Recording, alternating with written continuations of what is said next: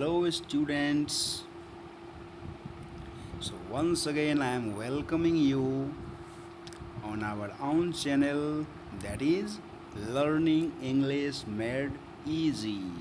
And here, students, we are to discuss about one of your favorite topics and at the same time very confusing, and that is conditionals. Okay, so let's begin our journey and see what conditionals are actually. So, as you are seeing in the picture, conditionals could be, yes, the conditionals could be basically of four types.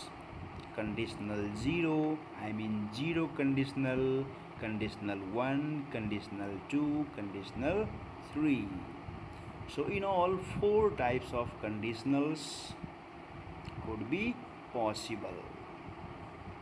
So, before explaining what actually they are, I would like to give a few examples so as to make you understand what they say. So, let's proceed.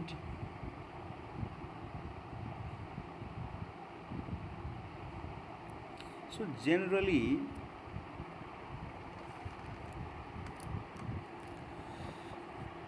condition means shart. Condition means what? Shart. And those sentences, all those sentences which tell about condition or shart in Hindi, they can be taught under the lesson conditionals. Okay? For example, if the temperature reaches 0, water freezes. क्या मतलब हुआ कि अगर temperature 0 पे पहुँचेगा तो पानी क्या हो जाएगा? फ्रीज होके बर्फ़ बन जाएगा। यानी कि पानी के फ्रीज होने की क्या शर्त है कि टेम्परेचर 0 पे पहुँचना चाहिए। और इसको कौन बता रहा है? तो ये है इफ़।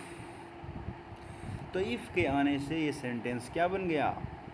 कंडीशनल, शर्त वाला सेंटेंस बन गया। ठीक है, और एक आप देख लेते हैं, इफ़ वन टचेज फायर, मतलब अगर कोई आग को छुएगा तो जाहिर सी बात है जल जाएगा। तो वही लिखा है, it will burn one's fingers.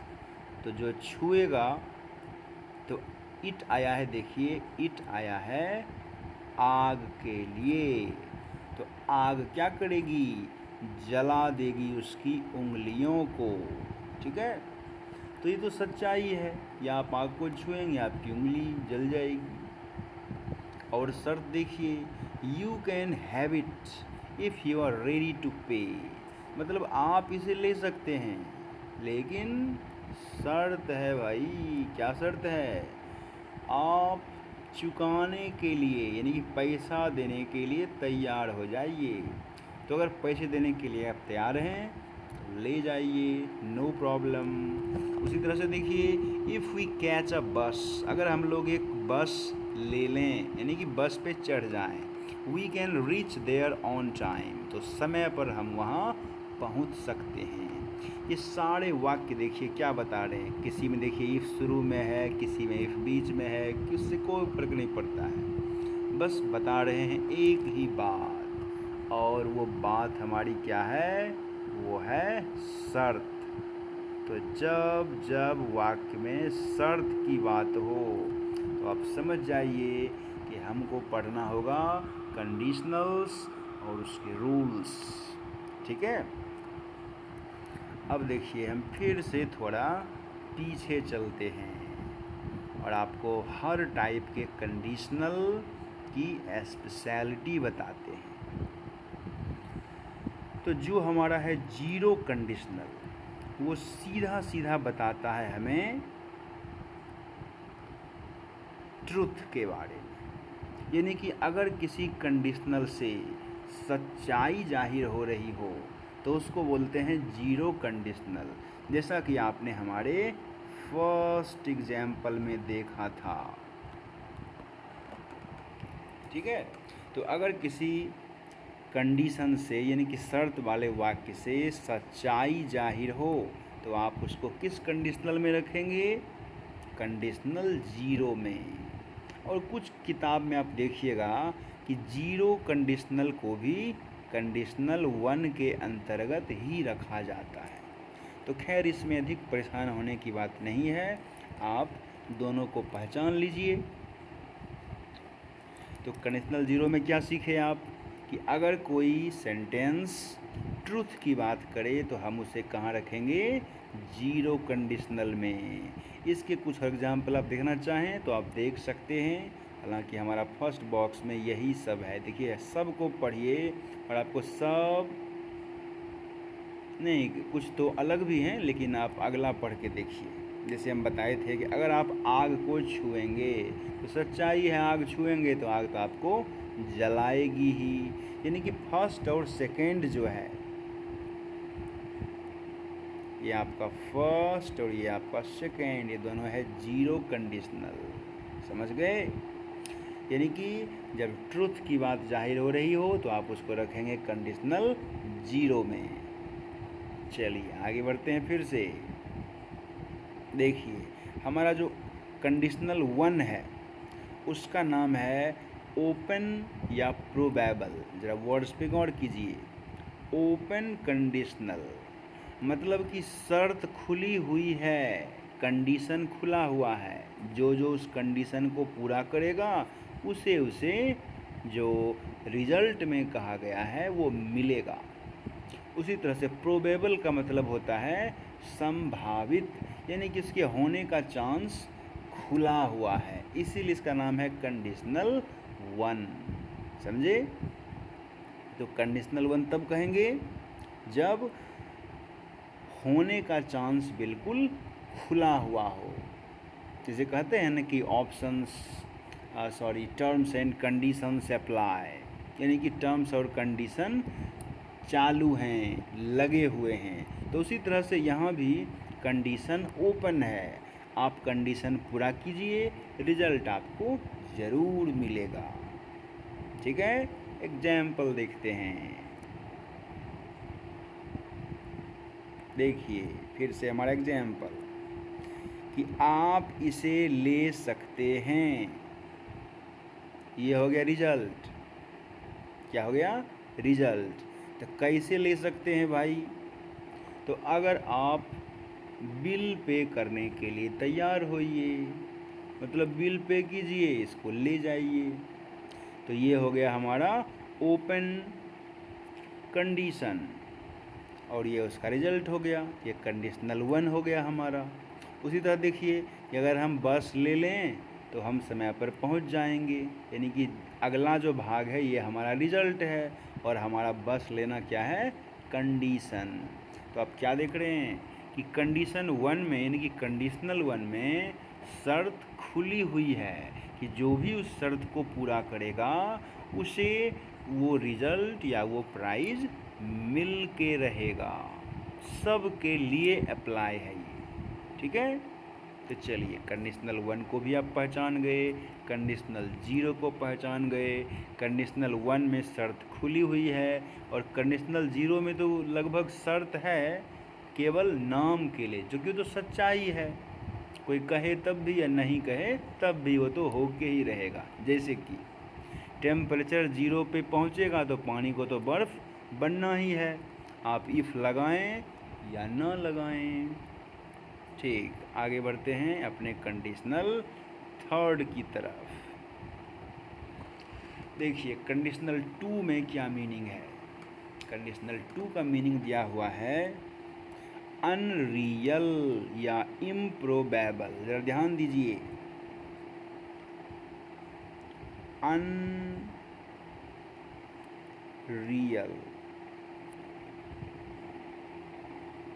तो रियल तो वो हुआ जो वास्तव में होगा और अन जो यानी कि जो रियल नहीं है। उसको बोलेंगे अनरियल।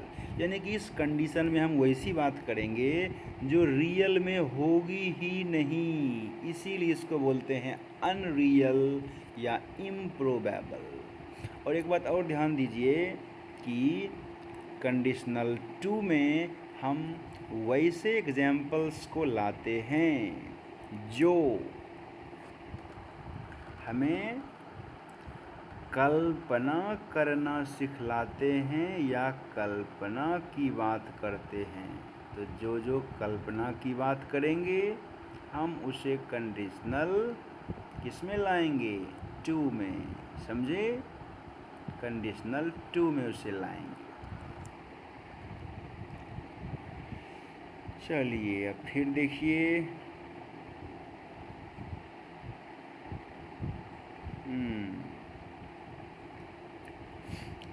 तो कंडीशनल टू में किसकी बात करेंगे हम, कल्पना की, यानी कि जो भी बात होगी उस सब का सब हम बस इमेजिन करेंगे।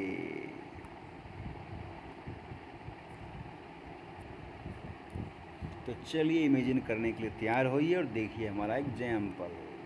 देखिए लिखा है, should you meet her tell her to see me. मतलब कि अगर तुम उससे मिलो तो उसे कह देना मुझसे मिलने के लिए। ठीक है, अगर तुम उससे मिलो तो कह देना मुझसे मिलने के लिए। तो ये हो गया। यहाँ देखिए शुड शुरू में लिखा है, लेकिन आप घबराएं नहीं, ये हमारा इंटेरोगेटिव सेंटेंस नहीं है, ये हमारा कंडीशनल है। तो आपको इस तरह का और भी आगे मिलेगा, बस ध्यान से देखते रहिए। तो should you meet her tell her to see me, क्या मतलब बताए कि अगर आप उससे मिलें तो आप उसे कह दें कि मुझसे मिलना था उसे। आगे देखिए कल्पना को जारी रखते हैं, if a ghost appeared here all would flee. मैंने अगर यहाँ पर एक भूत आ जाए तो सारे क्या हो जाएं, भाग जाएं। तो ये कल्पना है, मैंने एक्चुअल में कोई भूत आ वगैरह नहीं रहा है। ठीक है, हम बस आपको बता रहे हैं कल्पना करके। जिन्हें कभी कभी कहते हैं कि अच्छा बहुत बनते हो बहादुर, अभी अब चूहा फेंक देंगे देह पर तो भाग जाओगे। तो वही बात हो गई कि मतलब वैसा कुछ हो नहीं रहा है, ना ही वैसा हम कर रहे हैं, बस कल्पना कर रहे हैं और करवा रहे हैं कि अगर एक भूत आ जाए सब भाग जाओ यहाँ से। और ऐसे बहुत 30 मार खान बने बैठे हो। आगे बढ़ते हैं, were I a cuckoo I would sing sweet songs for you. ध्यान दीजिए कि अगर मैं कोयल होती तो मैं तुम्हारे लिए मीठे गीत गाती। तो गाती ही ना, गा नहीं रही ना, मतलब कि मैं कोयल बन नहीं गया या बन नहीं गई, बस कल्पना कर रहे हैं। ठीक है, फिर देख लीजिए कि had I a BA degree, मैंने अगर मेरे पास बीए डिग्री होता तो मुझे यह जॉब मिल जाता। तो बस मन ही मन डिग्री लेते रहिए, जॉब करते रहिए, ना आपके पास डिग्री है ना आपको जॉब मिलेगी। ठीक है, कल्पना की आगे बढ़ाते हैं। देखिए क्या लिखा है भाई, if all girls became boys, अगर सारी लड़कियां लड़के बन जाएं, क्या बन जाएं, लड़के, जो कि संभव कभी नहीं है, फिर भी सोचने में क्या जाता है, सोच लेते हैं। तो अगर सारी लड़कियां लड़के बन जाएं, what would happen to the world, संसार का क्या होगा। बस सोचिए, ऐसा कुछ हो तो रहा नहीं है, बस मन पे जोर लगाइए, सोचिए कि अगर सारी लड़कियां लड़के बन जाएं तो संसार का क्या होगा भाई।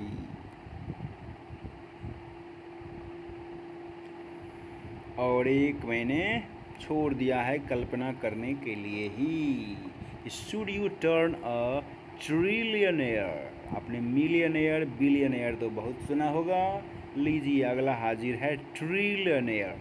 मतलब अगर आप ट्रिलियनेयर बन जाएं तो आपको जो मन है कीजिए, जो खरीदना है खरीदें, जो जिसको देना है दें। समझ गए? तो ये जो हमारा थर्ड टाइप है, इसमें प्योरली हम क्या कर रहे हैं, इस पूरे एग्जाम्पल में हम एक ही बात कर रहे हैं और वो बात आपको पहले बता चुके हैं। उस बात का नाम है इमेजिनेशन। तो आप भी इमेजिनेशन करते रहिए और कंडीशनल 3 को एंजॉय करते रहिए। अब कंडीशनल 4 को पहचानते हैं, देख लीजिए। 4 में मैंने कि जो चौथा टाइप है उसका नाम है कंडीशनल 3। और ये तो कल्पना में भाई सबसे आगे है, सबसे आगे। क्यों? तो इसका नाम ही है इम्पॉसिबल कंडीशनल। क्या मतलब कहने का कि ये है ही इम्पॉसिबल, मतलब कि होना ही नहीं है ऐसा कुछ। मान लीजिए ये वाले एग्जाम्पल में जो बता रहे थे हम कंडीशनल 2 में कि अगर भूत आ भी जाए, ठीक एग्जाम्पल था, मैंने कुछ चांस था, इसे पूरा तो वो भी नहीं था लेकिन फिर भी कुछ था। लेकिन इसमें आप चांस का नाम ही नहीं लीजिए, बात ख़त्म, कोई चांस नहीं, सब फेल। इसलिए इसका नाम है इम्पॉसिबल, यानी कि इसमें घटना के होने का कोई चांस नहीं है। कुछ और वर्ड्स पे ध्यान दीजिए, क्या क्या लिखा है इसमें। रिप्रोच, रिप्रोच में होता है डांट फटकार, किसी को खूब डांटना, उसकी आलोचना करना, निंदा करना, इसको बोलते हैं रिप्रोच। एक और वर्ड क्या है, रिपेंटेंस, मतलब कि पछतावा। यानी कि आप जब कंडीशनल 3 पढ़ेंगे तो आपको अधिकांश से एक ही बात का एहसास होगा और वो क्या है, पछतावा।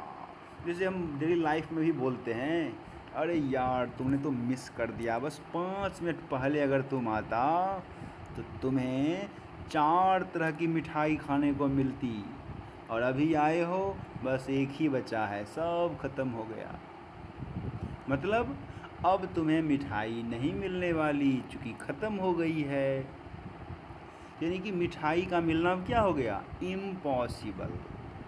तो उसी तरह से कंडीशनल 3 में हम जो भी सेंटेंसेस पढ़ेंगे, जो भी एक्शंस पढ़ेंगे, वो सारे के सारे क्या होंगे, असंभव। और उससे बोध क्या चीज़ का होगा, या तो डांटने फटकारने का या पछताने का। चलिए जल्दी से चेक कर लेते हैं। आ गया हमारा कंडीशनल 4 का एग्जाम्पल, देख लीजिए। लिखा है had the train come on time, मतलब कि अगर ट्रेन समय पर आई होती, we would have appeared at our final exam, तो हम अपने फाइनल एग्ज़ाम में उपस्थित हो गए होते। अब निष्कर्ष निकालिए कि ट्रेन समय पर आ गई होती तो हम अपने फाइनल एग्ज़ाम में उपस्थित हो गए होते। यानी कि क्या हो गया कि ट्रेन ना ही आई और ना ही हम एग्ज़ाम में अपीयर हुए। तो यानी कि इस सेंटेंस के अनुसार ट्रेन का आना भी असंभव और हमारा फाइनल एग्ज़ाम में बैठना भी असंभव, सब असंभव। अब बैठ के क्या करेंगे, पछताएंगे। आगे बढ़ते हैं। If the driver had been careful, मतलब कि अगर ड्राइवर सावधान रहा होता, यानी कि वो नहीं रहा होता, हम कल्पना कर रहे हैं। एक्सीडेंट वुडंट हैव हैपेंड, तो एक्सीडेंट नहीं हुआ होता, यानी कि एक्सीडेंट हो चुका है और हम अब बैठे क्या कर रहे हैं, मंत्र जप रहे हैं कि ड्राइवर थोड़ा सा केयरफुल रहा होता तो एक्सीडेंट नहीं होता। एक और पढ़ देख लीजिए। If I had acted a bit more wisely, मतलब अगर थोड़ी सी, ए बिट का मतलब थोड़ी सी, तो अगर थोड़ी सी अधिक बुद्धिमानी से मैंने काम लिया होता तो I could have one the boards approval, तो मुझे बोर्ड की मंजूरी मिल जाती, लेकिन मैंने बुद्धिमानी नहीं दिखाई या कम दिखाई और मुझे अप्रूवल नहीं मिला। ठीक है, तो एक बार फिर से मैं आपको रिकैप करवा दूं कि आपने देखा कंडीशनल जीरो जो कि सच्चाई बता रहा है, एकदम ट्रुथ। कंडीशनल वन में सब के लिए गेट खुला है, जो जो शर्त पूरी करेंगे उन्हें इनाम मिलेगा, यानी कि जो कहा जा रहा होगा।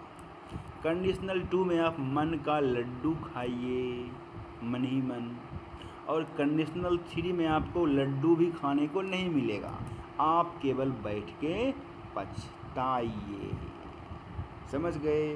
तो ये तो हम आपको पहचानना बताए, यानी कि 4 तरह के बेसिकली कंडीशनल्स हैं, 0, 1, 2, 3।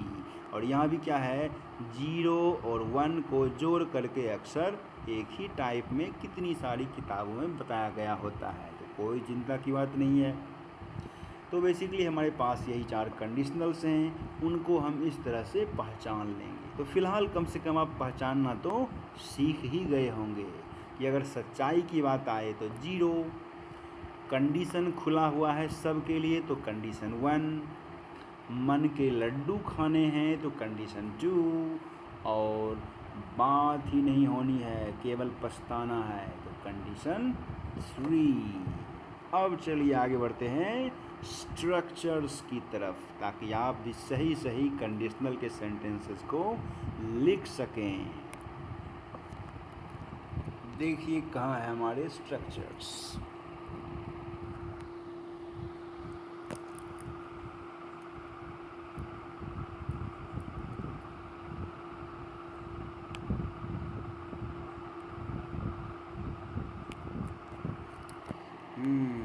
तो आ गए स्ट्रक्चर्स आपके लिए।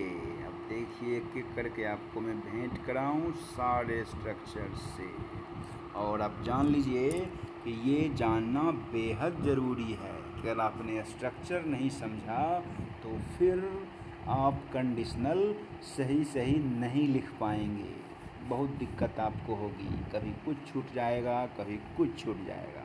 इसीलिए मैं आपको उसके लिए कुछ आसान रास्ता बता रहा हूँ।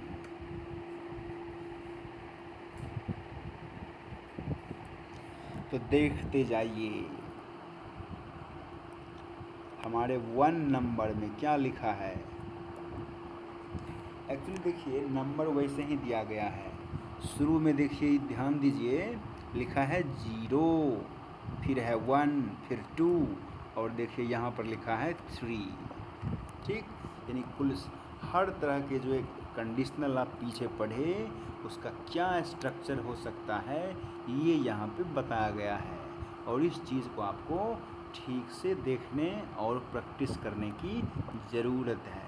तो चलिए मैं आपको दिखाऊं फिर से। लिखा है कि इफ़ के आगे आप प्रेजेंट टेंस का इस्तेमाल करें। किसका इस्तेमाल करें? प्रेजेंट टेंस का। इफ़ के आगे प्रेजेंट टेंस का इस्तेमाल, और इधर भी आप प्रेजेंट टेंस का ही इस्तेमाल करें। कब? जब आपको यूज करना हो कंडीशनल 0, यानी कि जब आप कंडीशनल 0 यूज कर रहे हैं तो आप दोनों बगल प्रेजेंट टेंस का ही इस्तेमाल करेंगे। जैसे पीछे इधर आप देखे थे लिखा था कि अगर आप पानी को नहीं, वहाँ पर तो पानी को जमने के लिए लिखा हुआ था कि अगर हमारा टेम्परेचर पहुँचता है 0 तो अगर टेम्परेचर पहुँचता है 0 तो हमारा पानी यानी कि जो वाटर है वो क्या हो जाएगा? जम जाएगा और बन जाएगा आइस। ठीक है, ऐसा लिखा हुआ था। तो आप लिखिएगा if temperature reaches 0 water turns into ice. अगर गलती से आपने लिखा कि if temperature reaches 0 water will turn into ice, तो यही समझा जाएगा कि आपको कंडीशनल 0 का ख्याल ही नहीं है। समझे? यानी कि जब बात सच हो, होने की फुल गारंटी हो, 1-2 नहीं पूरे 100% गारंटी हो, तो वहाँ पर हम सिंपल प्रेजेंट टेंस का इस्तेमाल करते हैं। ठीक है, इसीलिए आप ध्यान दीजिए कि दोनों तरफ प्रेजेंट टेंस का इस्तेमाल हुआ है। क्लियर? Okay, let's proceed. अब देखते हैं हमारा कंडीशनल 1 क्या था, याद है आपको कि यहाँ पे हमारे लिए क्या था, गेट खुला हुआ था कि आप शर्त पूरी कीजिए, आपको इनाम मिलेगा, जो जो पूरी करेंगे सबको मिलेगा। तो इसीलिए इफ़ के आगे तो आप प्रेजेंट टेंस का इस्तेमाल ज़रूर करेंगे, लेकिन अगले भाग में आप शैल, विल, कैन, मे ये सब का इस्तेमाल कर सकते हैं। और आपको पता है कि ये मॉडल वर्ब है, तो हम कौन सा वर्ब फॉर्म लगाएंगे, V1। तो यही ध्यान रखना है कि कंडीशनल 1 अगर आपको यूज करना है तो इफ़ के आगे आप प्रेजेंट टेंस लगाइए, और इस तरफ शैल, विल, कैन, में से जो आपको अच्छा लग रहा हो, उचित लग रहा हो, लगा सकते हैं। इसी में देखिए एक और बात लिखी गई है, आपको मैं फिर से ज़रा गौर कराऊं। इसी का हिस्सा है कि इधर प्रेजेंट टेंस रहेगा और इधर आप ऐसे भी वाक्य लिख सकते हैं, यानी कि V1 से शुरू करके भी आप लिख सकते हैं। जैसे कहें कि अगर तुम बाज़ार जाओगे तो मेरे लिए सब्जी लेते आना। क्या लिखा रहेगा कि अगर तुम बाज़ार जाओगे तो मेरे लिए सब्जी लेते आना। तो पहले वाला का तो अनुवाद आप प्रेजेंट टेंस पे कर दीजिएगा कि if you go to market.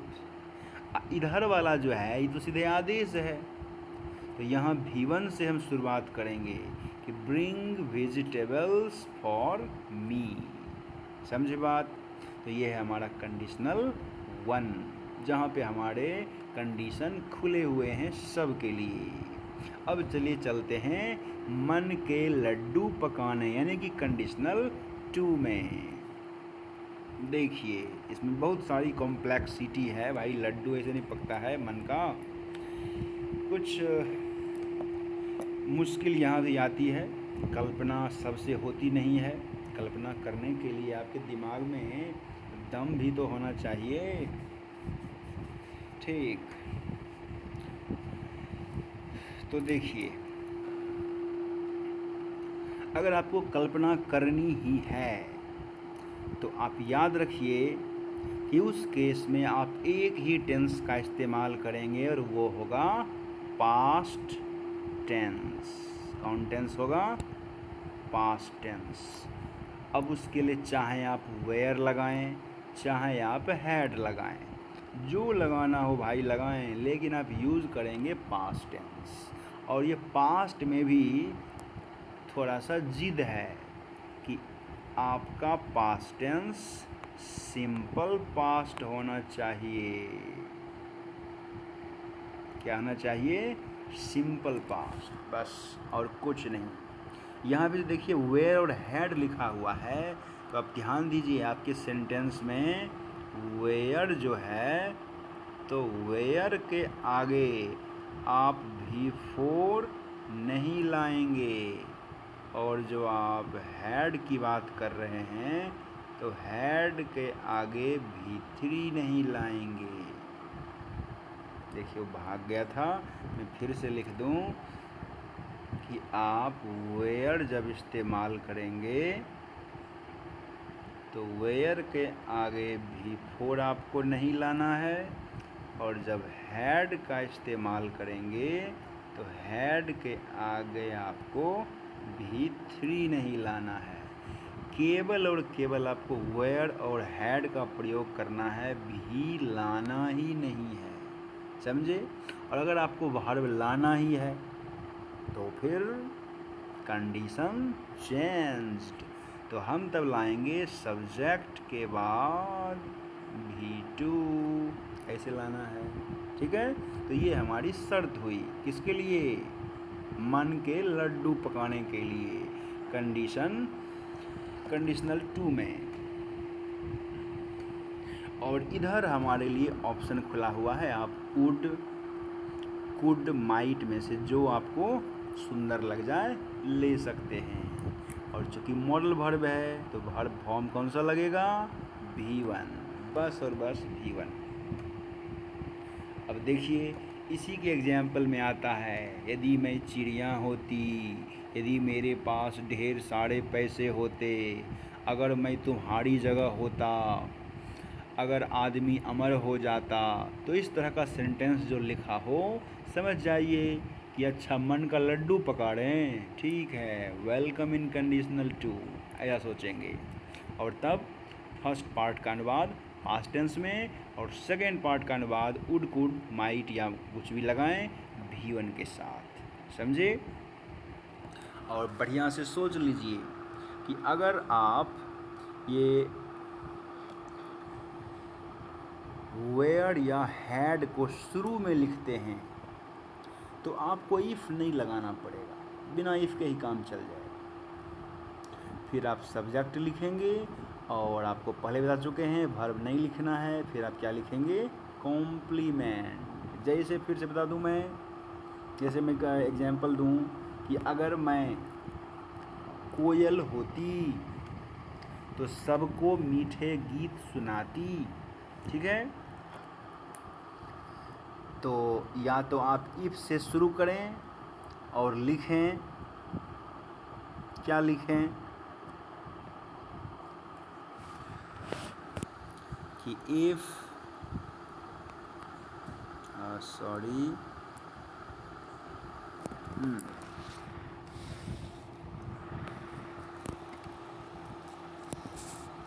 तो आप लिखेंगे इफ आई वर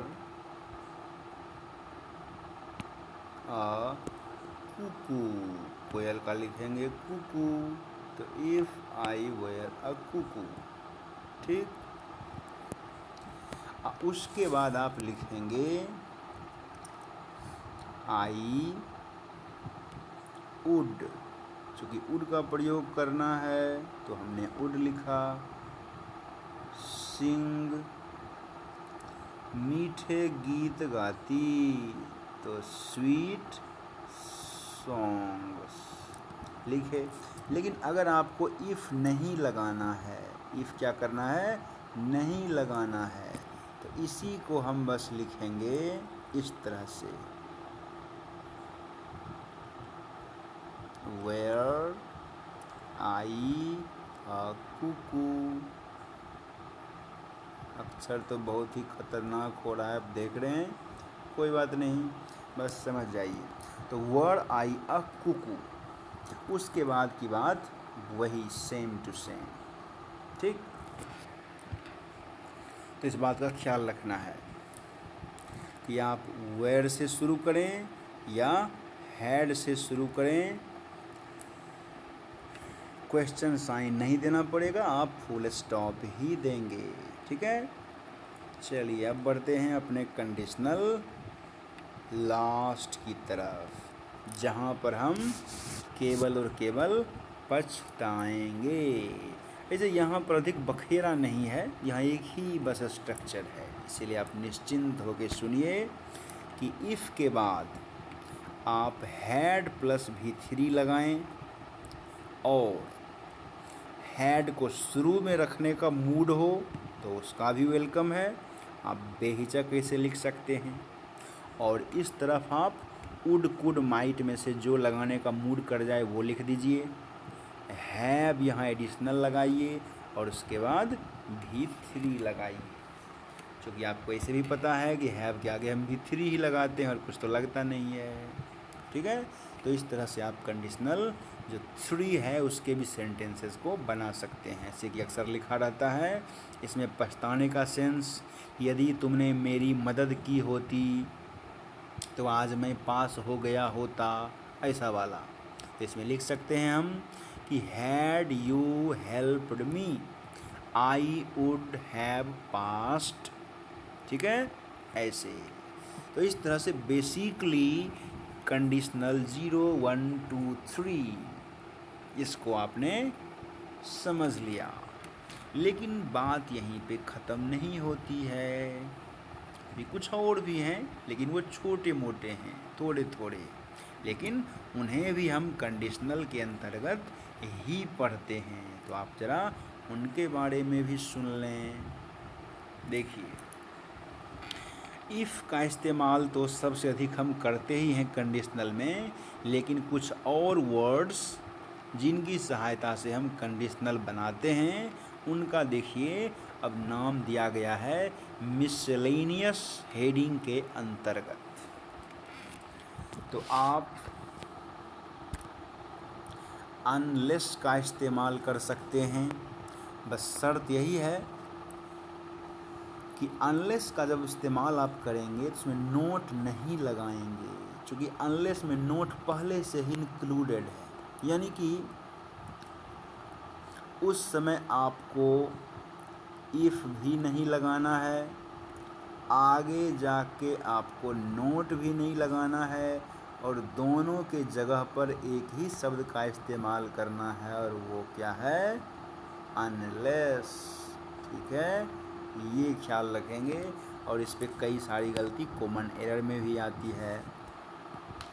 तो अनलेस का ऐसा इस्तेमाल है। अनलेस अनटिल अक्सर प्रयोग होते हैं, बस थोड़ा सा अंतर ये है कि अनटिल को याद कीजिए टी से, अनटिल टाइम का इंडिकेट करने के लिए आता है, और अनलेस बाकी कंडीशन के लिए आता है। ठीक, फिर से आगे बढ़ें। आप as long as, so long as का भी इस्तेमाल कर सकते हैं, इसका मीनिंग होता है जब तक या तब तक।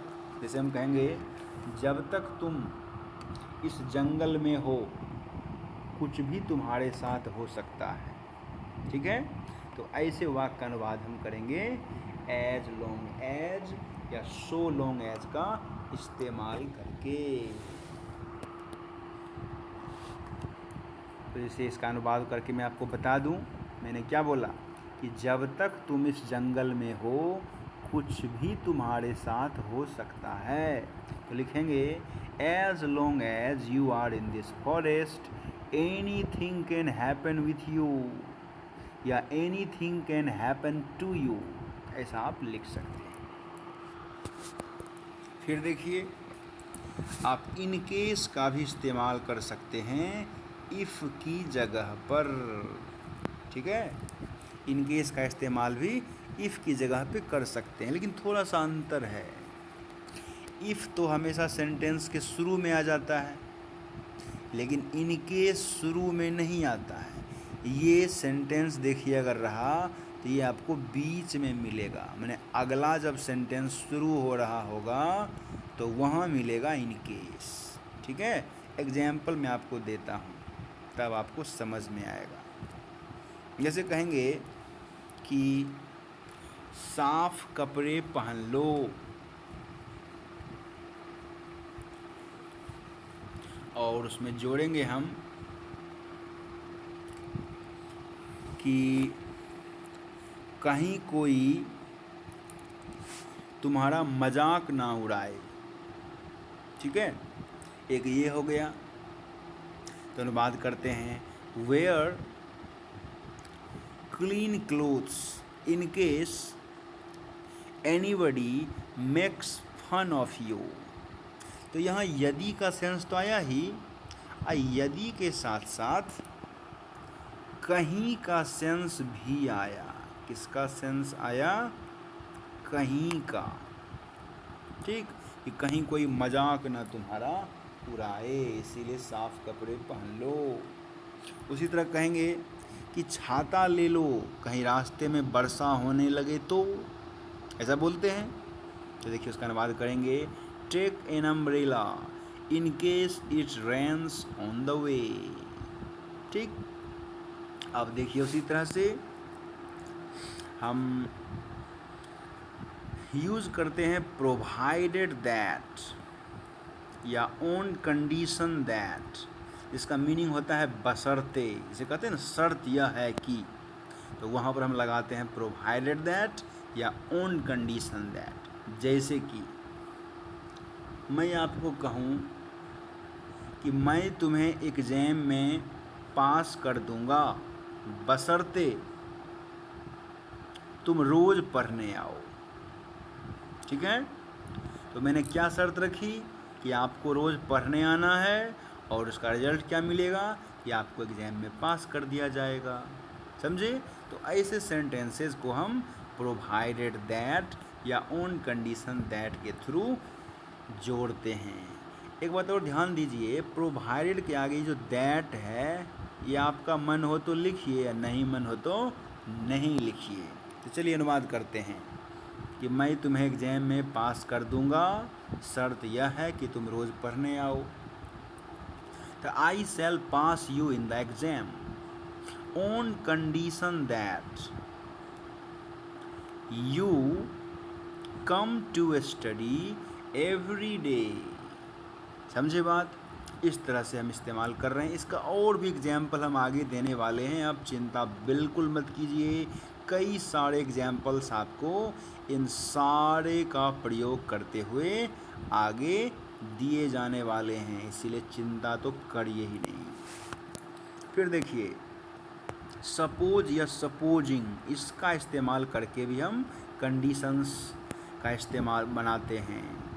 जैसे मान लो कि मैं तुम्हें छत से फेंक दूं तो तुम क्या करोगे। ठीक है, ये फिर से देखिए क्या हो गया, मन के लड्डू खाने वाला कंडीशनल टू जैसा। तो वैसा ही है कि मान लो कि मैं तुम्हें छत से फेंक दूं तो तुम क्या करोगे। तो अनुवाद करेंगे suppose I through you from the roof what would you do. यानी बिल्कुल कंडीशनल टू की तरह इसका अनुवाद होगा। ठीक, और अब देखिए कुछ टिप्स हैं आपके लिए, मतलब कि इससे संबंधित एग्जाम्पल तो अभी आपको मैं देने जा ही रहा हूँ, और बस कुछ टिप्स है। पहली टिप्स, इफ़ के आगे फ्यूचर टेंस आपको बिल्कुल इस्तेमाल नहीं करना है तो नहीं करना है। दूसरी बात देखिए क्या है, सपोजिंग जो है ये तो इंडिकेट करता है कल्पना का, इसीलिए आप इसके साथ सिंपल पास्ट का इस्तेमाल करें कंडीशनल टू के जैसा। और ये जो अनटिल अनलेस का आप इस्तेमाल करेंगे तो इसके साथ नोट का प्रयोग भूल के भी नहीं करेंगे। ठीक है, तो ये था कुछ खतरा, इसका आप ख्याल रखिएगा, तो कॉमन एरर से बच के रहिएगा। अब मैं आपको इन सारे जो अभी कंडीशनल के एग्जाम्पल दिए हैं, सॉरी एग्जाम्पल नहीं, नाम मैंने बताया है, उसका एग्जाम्पल देता हूँ। वैसे अगर मोटा मोटी तौर पे देखा जाए तो ये सब जो भी है ना, कि आपने जो देखा until, unless, as long as, in case, provided that, whether, supposing, ये सब के सब को एक शब्द में अगर कोई पूछे कि ये क्या है तो आप कहेंगे कि ये है कंजंक्शन। क्या है? कंजंक्शन। चूँकि ये वाक्य को जोड़ता है, देखिए वाक्य एक, वाक्य दो, अब बीच में हम घुसा दिए वेदर। क्या घुसा दिए? वेदर। तो वाक्य को जोड़ ही रहा है ना, और वाक्य को जोड़ने वाले को क्या बोलते हैं? कंजंक्शन। इसीलिए ये सारे जो आप पढ़े उस सब को क्या बोलते हैं? कंजंक्शन। ठीक है। हाँ, वेदर का यूज़ मैं आपको बताना भूल गया था। वेदर का मीनिंग होता है चाहे। अब चाहे मतलब कहेंगे कि चाहे तुम जियो या मरो, मैं तुम्हारी सहायता नहीं करूँगा। तो ऐसे वाक्य जब आपको मिले तो आप उसमें वेदर का इस्तेमाल करेंगे। जैसे कि इसी का अनुवाद में करके आपको बताऊं कि whether you live or die I will not help you. तो आप जब वेदर का इस्तेमाल करेंगे तो कुछ ही दूर पे आपको और का भी इस्तेमाल करना पड़ेगा। ठीक है, अब देखते हैं एग्जाम्पल्स ढेर सारा। देखिए हमारे एग्जाम्पल्स आने वाले हैं।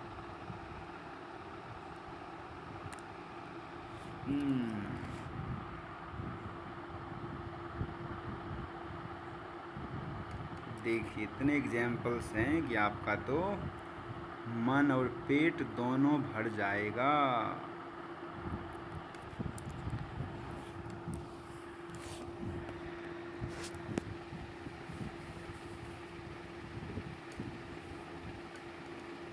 देखिए मैंने मीनिंग तो बता ही दिया है, थोड़ा झटपट मैं आपको ये सब समझा दूँ।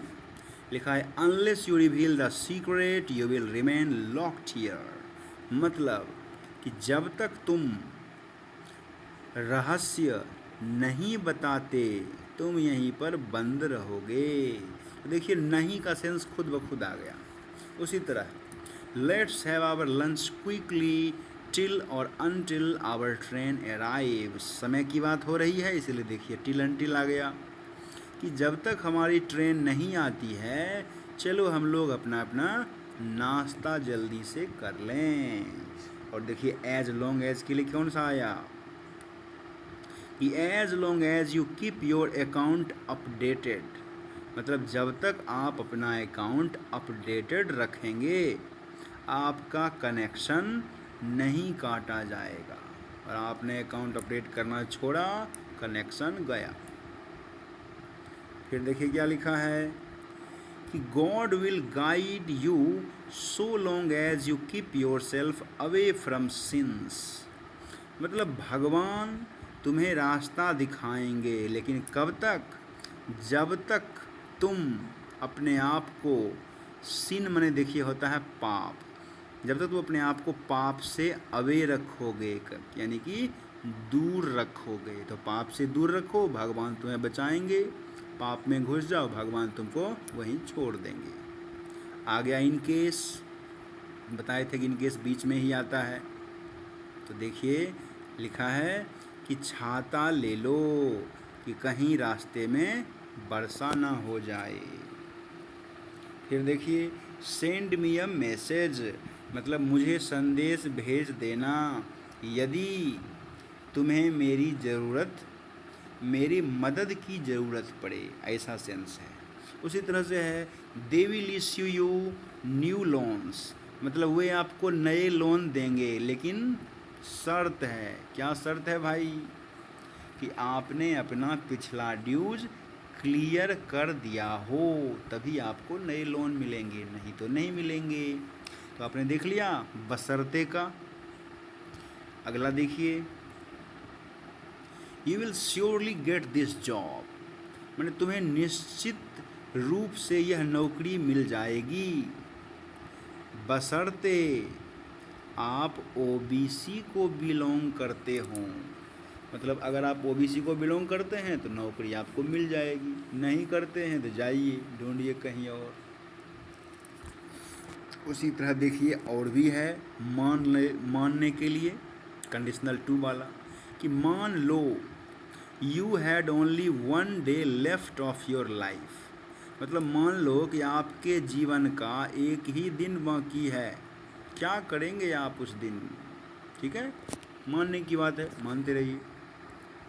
अगला है suppose man lived in forest again, मान लीजिए कि आदमी फिर से जंगल में ही रहे या रहने लगे तो जीवन कैसा हो जाए। ठीक है, और हमारा आखिरी आ रहा है वेदर कि सरकार को अपना कर्तव्य करना है, चाहे जो अपोजिशन है, अपोजिशन आपको दिख रहा है, देखिए फिर से मैं दिखाऊं, अपोजिशन, अपोजिशन भौंके या नहीं, मैंने अपोजिशन को जितना चिल्लाना है चिल्लाए, सरकार को तो अपना कर्तव्य करना ही पड़ेगा। और उसी तरह से है कि मौत अपने ठंडे हाथ सबों के ऊपर डालती है, चाहे वो धनी हो या गरीब। ठीक है, तो देखिए इस तरह से लगभग हर तरह के जो संभावित कंडीशनल्स थे मैंने आपको बता दिया। अब बस ज़रूरत है इसके प्रैक्टिस करने की, यानी कि आप इसका प्रैक्टिस करेंगे, इसका मीनिंग याद रखेंगे, खुद भी इस तरह का सेंटेंस बनाएंगे, तब जा कर के कंडीशनल आपको अच्छी तरह से आ जाएगा। और एक बार में तो कोई चीज़ समझ में आता नहीं है, इसीलिए उसका एक बेहतर उपाय है क्या, तो आप वीडियो को दोबारा फिर से देख लें, कुछ दिन के बाद फिर से देख लें, ऑटोमेटिक रिवाइज हो जाएगा। ठीक है, तो इसी के साथ मैं आपसे विदा लेता हूँ।